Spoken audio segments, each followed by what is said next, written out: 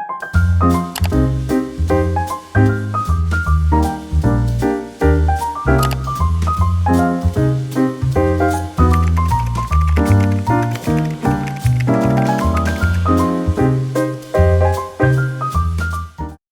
guys, welcome back to Ravenclaw Reads. I'm Courtney and today you're joining me for a weekly wrap up. If you're new here, welcome. Thanks so much for joining me. Check out the content on my channel to see if you want to become a subscriber. We'd love to have you. If you're returning, thanks so much for coming back. Please look into trying to become a member if you want a little bit more from my channel. And shout out to my member who is part of the Room of Requirement. You'll see her name at the end. So thankful for that and for everybody just tuning in general. Okay, so if you are new here, sometimes I do weekly vlogs, sometimes I do a weekly wrap-up. This week I'm doing a weekly wrap-up, which means I did not film each day. However, I should have because it has been a busy week of bookish things as I was going over sort of like what I've read this week, what's been going on. And so this might be a little bit longer, but that's fine. So pull up a snack, do what you need to do. Okay, so first, this week I read 5 books, well 4 3/4. I'm gonna finish one after I hop off of recording and editing. And I don't know how that happened. Very excited about that, but don't know how it happened. I do have 2 shorter books, so maybe that's how it happened, but I did pick some chunky books this week. I'm very excited to have knocked those out. So excited to talk about those. I got a couple books this week from Barnes, actual physical copy books. I am deep into my e-reading. However, I just picked up 3 books to hold in hand. My husband for Valentine's Day gave me money. We share accounts, but he put money in my card, in my Valentine's Day card to go get books specifically. And so I had to, obviously. And so I did that on Friday because I was off on Friday and it was like the most glorious day of just cleaning, running errands. And everybody does different things on their day off, but for me, I enjoy having everybody gone to school or work and I'm just here with the dogs and I'm cleaning uninterrupted. YouTube's on in the background. I can read, I can take breaks, go get groceries, whatever. So that's what I did and I loved it. So that was great. And then this weekend was busy because Tuesday the 18th was my oldest 17th birthday and she was sick last weekend and we were going to go to the mall. But she was feeling better, so we went to a smaller mall. And then this week we went to Mall of America. And we're just continuing to celebrate. We went out to dinner on Friday night. So it was just kind of like a busy week in general. And then work itself, mid-busy. I've been trying to purposely balance a little bit more my calendar at work. I'm very thankful that we pretty much make our own schedules. Like if you're making meetings with people, most of the time you're picking times that you can be available. And so for a while there, I had been stacking so much each week and I was feeling so burnt out. And so I really worked on trying to spread things out and it's been really helpful. Okay, so let's go to the book things. First, if you haven't already, please go check out my unboxing of the book Palma 2. And this book is so cute. I've been using it pretty much as my daily driver because it's so convenient. If you are on the channel, you know that I had the books color Go 7 that I actually ended up returning because I didn't love the color in comparison to like a Kobo or the Color Soft. But the books Palma 2 had been calling my name and I'm obsessed with it. I did get a chance to decorate it a bit. Let's see if I can take off the magnet. The magnet was on there pretty heavy, but my new thing is the MagSafe ring and then a MagSafe pop socket, not sticking it on necessarily. So if I want to hold it without a pop socket, I can. I put some bookish stickers on there. I got a new bookish pack. And I don't know, I just pick random ones. If it's pink and cheap, then I buy it. But this is like the smut pack, so every other sticker is something about smut. I'm definitely not approved about that, but I don't want smut stickers on my devices I'm having in public. So but this has been really, really great. And then I didn't do an unboxing for this, but we'll do a review. I did end up picking the Kobo Clara color. This is like the 6-inch e-reader color. And I did end up selling the Kobo Libra 2 color, thank you to an amazing subscriber that I've gotten to know through email. She decided she was going to pick it up, and so I'm sending that out in the mail tomorrow. But I still liked Kobo's color, and I wanted to try the Clara because it's smaller. Right now I'm reading Babysitters Club, starring Babysitters Club. This is my 5th book this week that I'll be finishing after I filmed this. And so far I'm liking it. It's really cute. It's nice and portable, and I do have a couple stickers on there. For both these devices, I have not stuck the stickers down, which if you know me, I always put the stickers right on the device. I haven't yet, so, but I will. Okay, so those are e-reader updates. Let's talk about what I actually read this week. How about we do that? Okay, so I started off the week finishing up The Love Lyric by Christina Forrest. This is book 3 in the Green series, the Green Sisters series. So it's The Neighbor Favor and Partner Plot, and then The Love Lyric. I ended up giving this book 5 stars. This book follows Iris, and she is obviously one of the sisters, and she is a widow, and she is like PR or marketing for this beauty company, and she is working on an account for Angel, who is an R&B singer who is doing a campaign with the beauty company. And they're not really in the business of like falling in love, obviously, but they do. And they have this really cute banter and love affair going on throughout the book. They're trying to stay away from each other, trying to stay professional because of her role in her company and her being like one of the only Black women that's high up in her company. She doesn't want to jeopardize that by dating Angel, but they do eventually date, and it's so cute. I gave this 5 stars, and I really liked the story in general. It's funny because I did not like Neighbor Favor, but I really did like Partner Plot, and The Love Lyric has been good. I think there's a 4th book coming out as well, so that was good. And then after that, I read The Great Alone by Kristen Hanna. Now, I have been on my Kristen Hanna grind. I really enjoyed Firefly Lane. I enjoyed The Women. What else did I read of hers? Something else, or maybe this is my 3rd one. But I really enjoyed her writing and her stories. And I'm not usually a historical fiction person, but hers are really well done. And so this is Kristen Hanna's The Great Alone. I ended up giving it 4 stars. My review is on Goodreads because I was compelled to write down my feelings about this book. But this book follows this book mostly follows Linny. She's 13. Her parents, Ernst and I forgot the wife's name, decide they're going to move to Alaska because they're in Seattle and they're not doing super well in general. Like, they don't make a lot of money. They don't have like things. They don't own anything. So like, they're just thinking they're going to move to Alaska, kind of get off the grid. Ernst is Lenny's dad, obviously, and he is a prisoner of war in Vietnam. So he has a really hard time sleeping. He's pretty volatile, and he is a heavy drinker. So they go to Alaska in this very remote space, and problems kind of start right away because Ernst falls into a group of guys who are kind of like good old boys, I would say, where they're just like down with anything becoming like super mainstream. They think people are out to get them. They're preparing for the apocalypse, like all of this sort of craziness, and they're doing all of this while drinking. And so we follow over the years the family, and Lenny, she ends up growing up there. There's a neighbor kid, Matthew, that kind of leaves for a while, then comes back, and they fall in love, but Matthew's family and her family are pretty much at odds. So here's the tough part about this book and why I gave it 4 stars. I think for anybody that has lived in an abusive household or has exposure to like lots of arguing and things like that, this is a really hard book to stomach.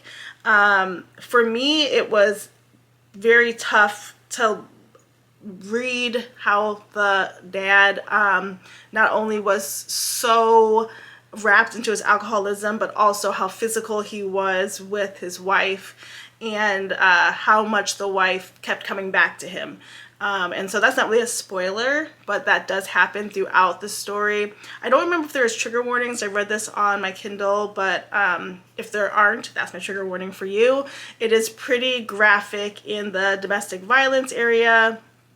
And it's just uncomfortable. It's an uncomfortable read. I still liked her writing style, and I still obviously like the overall story. I think what made this doubly difficult was that not only was the content dark around the domestic violence, but like it literally didn't let up until the 70% mark, and I put that on my Goodreads. It just remained difficult. Like there was no getting out of this situation until the 70% mark, and that really was hard to read and get through. So I do recommend the book, but just putting it out there, it is a doozy to try to figure out. So then, moving on, I went to Barnes on Friday, picked up 3 books. I'll talk about those in a second, but one of the books is the one that I read as my next book this week, and this is This Could Be Us by Kennedy Ryan. This is book 2 in the Skyland series. I haven't read book 1, but it's on Kindle Unlimited, and I just downloaded it because I am now obsessed. This is my first Kennedy Ryan book that I've read. I think most people have heard of Kennedy Ryan or have seen this book at least with the cover, and so I was just intrigued. Just on Friday specifically, I was watching some booktubers while I was cleaning and whatnot, and I was like, I got to get this book along with a couple others. So this book follows Soledad. Soledad is married. She has 3 kids. She is a proud Puerto Rican woman. She's married to a white man, and she goes through some issues with her husband, and not to spoil anything, but things don't turn out how she thought they would, and they're not together.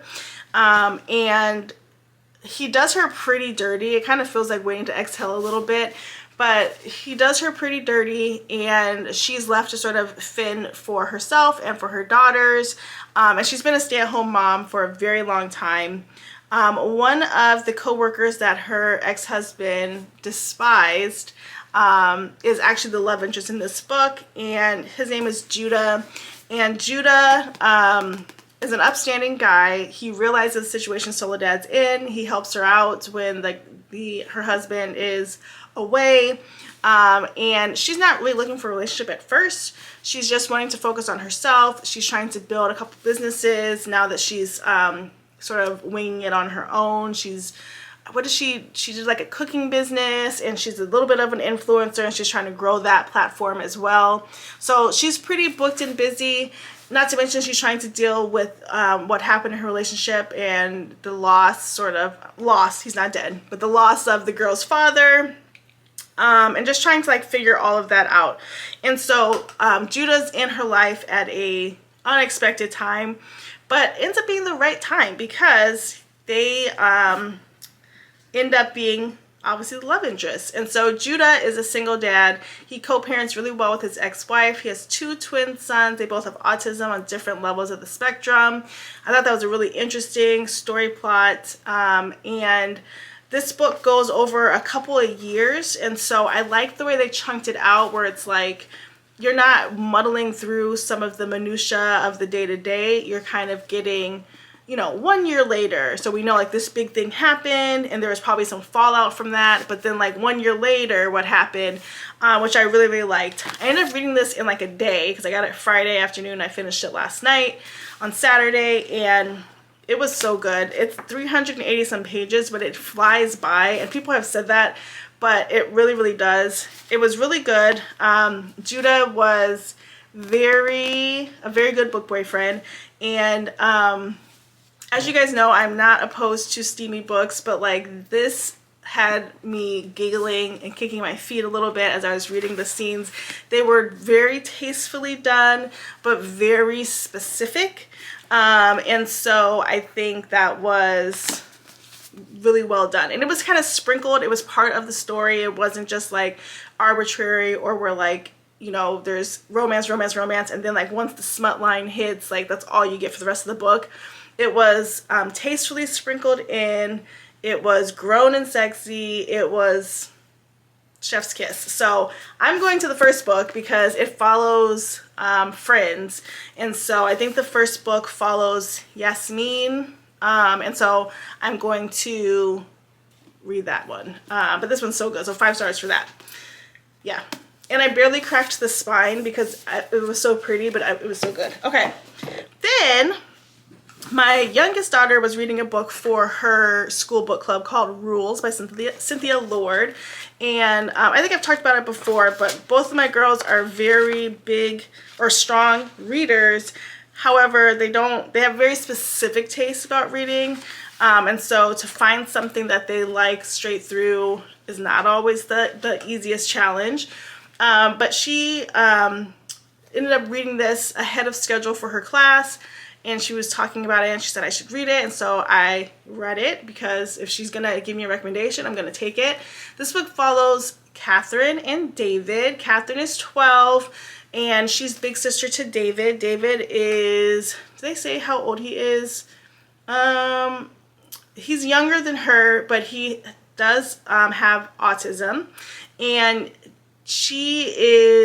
this book is told through Catherine's perspective. So from Catherine's perspective, she's often responsible for David, and she has created certain rules for David to navigate life, right? So the rules might be like, keep your pants on in public, or don't scream in public, or say excuse me if somebody bumps into you, right? And she kind of has these little step-by-step to-dos for David sort of to be successful in life because she wants to be normal, quote unquote.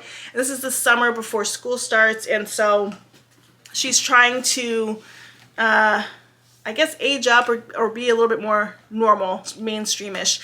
She gets a new neighbor, Christy, and she then starts wanting to sort of impress Christy because she wants to be again seen as normal, and she doesn't want David to mess things up for her.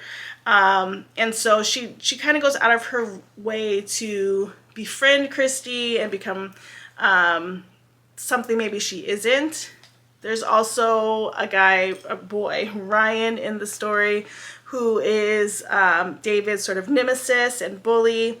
And Ryan and Christy kind of get friendly, which throws me off. And then the story mostly follows a kid named Justin, who's at the same therapist as David, and I believe it's like an occupational therapist type place where there's different type of therapies going on, but I think David goes to OT and Justin goes to speech. So he's nonverbal, but he has these cards that have words on them that helps him bring sentences together. And she's intrigued by him from the very beginning. He's in a wheelchair, and she starts trying to draw him because she likes to sketch, and his mom gets kind of ticked off at her for trying to draw, thinking that maybe she's making fun of him. But she ends up befriending Justin and making him a whole bunch of communication cards. I ended up giving this book 4 stars. I thought it was pretty good. I liked the way they discussed autism and different disabilities such as being nonverbal. I thought the idea of talking about how it might feel to be the sibling of somebody with autism was pretty interesting. I think what bothered me was, one, this book was mostly about Jason and that has nothing to do mostly with the brother. And so I did not know that it was going to be a book about Jason. I thought it was going to be a book about Catherine and David. Also, Christy and Ryan are horrible people in this book, so that made me mad. And then the other thing that was kind of triggering is that Catherine was often put in charge of David, which I am adamantly against older siblings raising their younger siblings. And I just did not like that. I don't like when people do that in life. I don't like it written in books. And so I just like that part. But it's a really good book. I'm glad that Reagan suggested this for me, and it was good. Okay, currently, and the last book that I'm going to end up reading for this week is starring the Babysitters Club. This is Super Special number 9. I kind of had to go backwards in my list. If you're new here, I'm rereading all of the Babysitters Club books in publication order. I'm on book 72, I want to say, but I missed this Super Special. And I have a list that I follow, and when I notice I haven't seen the Super Special in a while, I'll go back to the list to see where it was, and I missed number 9. Number 9 is literally my favorite. I remember this as a kid, and I'm 40% into it, and so I will be finishing this up today. But this book is all about SMS, the high school, and the elementary school are putting on a production of Peter Pan, and Jessie is she's going to be in the play. She believes she's going to be Peter Pan because she has experience dancing, and she's the only person who's got acting and stage presence. And she's also going to work for the paper and write an editorial review of like what happened behind the scenes.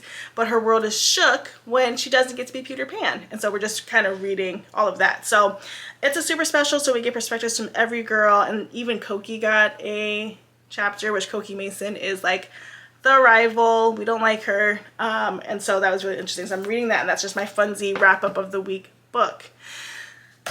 Okay, that was a lot. So let's talk about the other 2 books that I picked up from the bookstore, and then what I want to read this upcoming week. Okay, so on Friday, aside from This Could Be Us by Kennedy Ryan, I picked up another romance and a literary fiction. As you guys know, I'm a literary fiction grind. I really am enjoying them. So the romance that I picked up is The X-Files by Jessica Joyce. I've had my eye on this for a little bit. I think I borrowed it from the library at one time, but I never read it. And then I was watching Gabby Reads, and she had read this book and talked really highly about it. And she's not like a romance reader. She's mostly a mystery thriller reader. So if she liked it, I feel like it's going to be really good. It says, Georgia Woodward lives by her list, none more so than the one about her ex, Eli Mora. It's full of the ironclad do's and don'ts they've been following since she returned to the Bay Area after their cataclysmic breakup 5 years ago. With the wedding of their mutual best friend Adam looming, and them about to step into their roles as best woman and man, Georgia's never needed it more. She refuses to threaten their tight-knit friend group with her messy and still very present feelings. The rules on that list will keep her cool, calm, and compartmentalized. What's not on her list? Eli arriving from New York with a new rule-breaking attitude, and the all-inclusive venue burning to the ground, leaving the bride and groom in dire straits. Nor does she anticipate Adam asking her and Eli to help him make a miracle happen together. As Georgia and Eli rush up to Napa Valley to pull off the perfect wedding, their old chemistry comes back in Technicolor. Somewhere between cake tastings gone wrong, disastrous DJ auditions, and Eli's heated attention, Georgia starts recognizing the man she fell in love with before. And if she lets herself break her rules, she might find what they're building isn't the something old that ruined them. It's a chance at something new. So I think this is going to be a really cute book. I love the idea of sort of the second chance romance, and I also like probably the little comedy, humorous things that happen as they try to replan this wedding. And then I picked up this book called The Paper Palace. This is by Miranda Cowley Heller. I read the back, but I don't want to know too much about it. But basically, it is about a woman named Elle who is at her cabin.